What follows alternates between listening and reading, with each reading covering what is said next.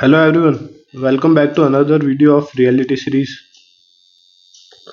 इस सीरीज में हम किसी भी पर्टिकुलर टॉपिक या पर्टिकुलर जॉब को लेके उसकी जॉब प्रोफाइल वगैरह और जो जितनी भी उसकी रियलिटी है वो डिस्कस करते हैं। तो आज का जो हमारा वीडियो है वो है रियलिटी ऑफ IBPS PO।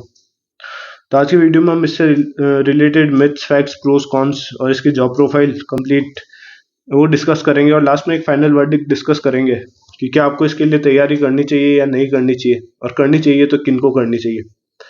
ठीक है, तो चलिए वीडियो स्टार्ट करते हैं। तो प्रोज में हम देख लेते हैं क्या क्या हमारे प्रोज है। तो जो पहला प्रो है इसका वो है good career,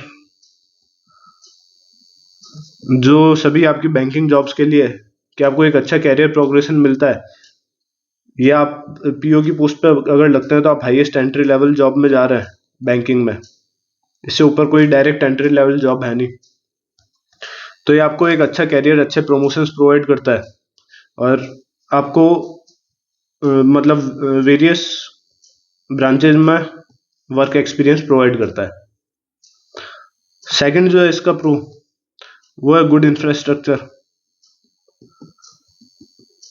most of the branches में आपको कोई एक्सट्रीमली छोटी ब्रांच या रूरल ब्रांच ना हो तो आपको एक अच्छा इंफ्रास्ट्रक्चर देखने को मिल जाता है। RRBPO में आपको जरूरी नहीं कि उतना बेटर इंफ्रास्ट्रक्चर देखने को मिला है, लेकिन अब ठीक है, आजकल RRBPO में भी अधिकतर ब्रांचेज में आपके AC वगैरह, अच्छा इंफ्रास्ट्रक्चर, अच्छा फर्नीचर है।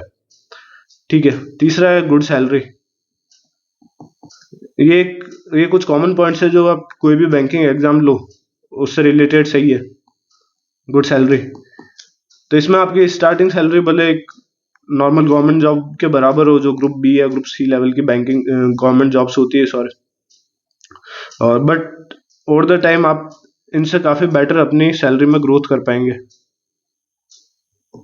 क्योंकि एक मेन रीजन इसका है आपका फिक्स हर 5 ईयर में पे रिवीजन है कि आपकी पे रिवाइज होती है, आपकी सैलरी बढ़ती है और आपके इंक्रीमेंट्स अच्छे हैं।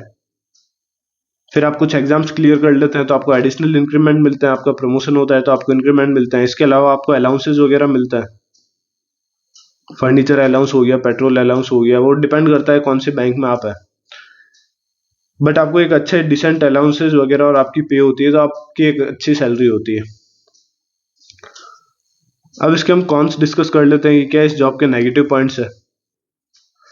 तो पहला जो है वो है वर्क लाइफ बैलेंस, बहुत ही पुअर है, जिस मोस्टली आपकी सभी बैंकिंग जॉब्स के लिए सही है। RRBPO में आपको फिर भी कुछ हद तक एक वर्क लाइफ बैलेंस मिलता है, लेकिन बाकी मोस्ट ऑफ द जॉब्स में आपको वर्क लाइफ बैलेंस आपका पुअर है, मोस्ट ऑफ द जो बैंकिंग जॉब्स है उनमें। सेकंड जो हमारा पॉइंट है वो है इसमें ऑल इंडिया ट्रांसफर्स है। आप RRBPO में आप देखेंगे तो आप एक ही स्टेट में रहते हैं। SBI PO में आप देखेंगे तो आप कम से कम स्टार्टिंग के आपके कैरियर में 10-15 साल, जब तक आप स्केल 3 या स्केल 4 में प्रमोट नहीं हो जाते,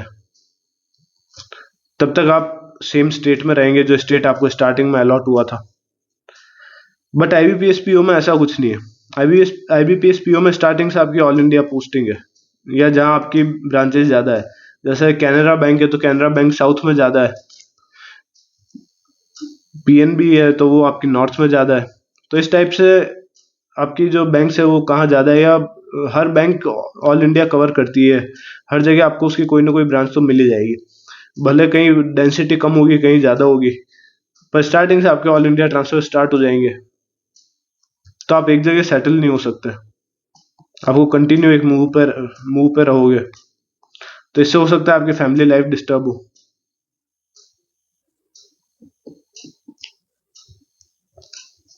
ठीक है, ये पहला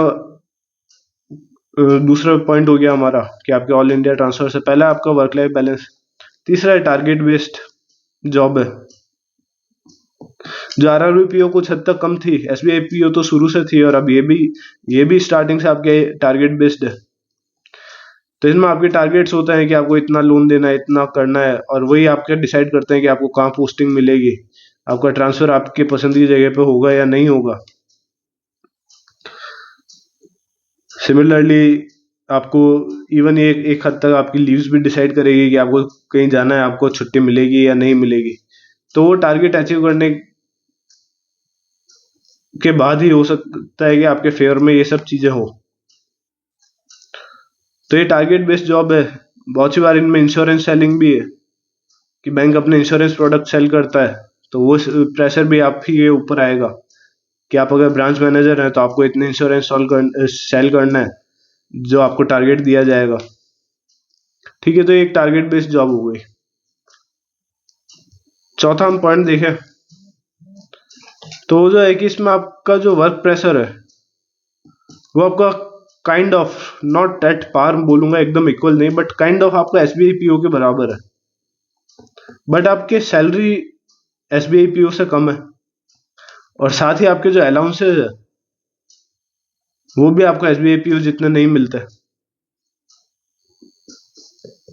समझ रहे हो आप? तो मैं बोलूंगा अगर आप आईबीपीएस पीओ